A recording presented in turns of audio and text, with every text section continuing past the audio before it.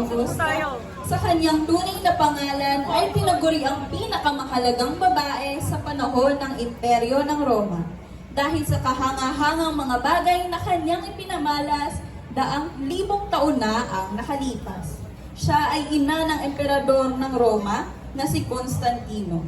Tuwing buwan ng Mayo, idinaraos ang Santa Cruzan na popular at nadatangi sa mga Pilipino bilang pag-alala sa kasaysayan ng pagkatagpo ni Santa Elena sa krus na pinagpakuan ni Jesus. Dahil sa pagkilalang ito, siya ay tinagurian bilang Reyna ng Santa Cruzan.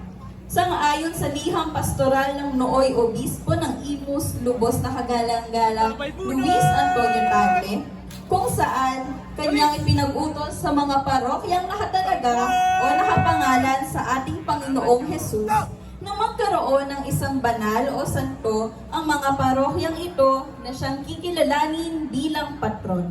At sa mahabang panahon ng pagninilay at pananalangin ng mga mananampalataya sa bayan ng Noveleta, sa pangunguna ng Parish Pastoral Council, sa pamumuno ni Ginoong Elmer Villanueva at ng nooy Cura Paroho Reverendo Padre Mario G. De Leon, na pagkasunduan na si Santa Elena ang italagang patrona ng parokya ng Banal na Cruz.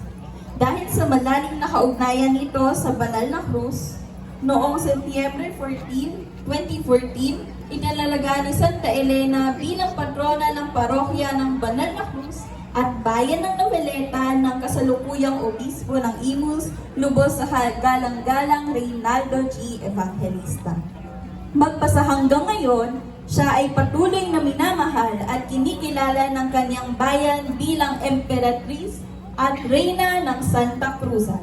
Ang kanyang kapistahan ay pinagdiriwang tuwing ika-18 ng Agosto. Santa Elena, butihing patrona at emperatriz ng bayan ng Noveleta, ipanalangin mo kami.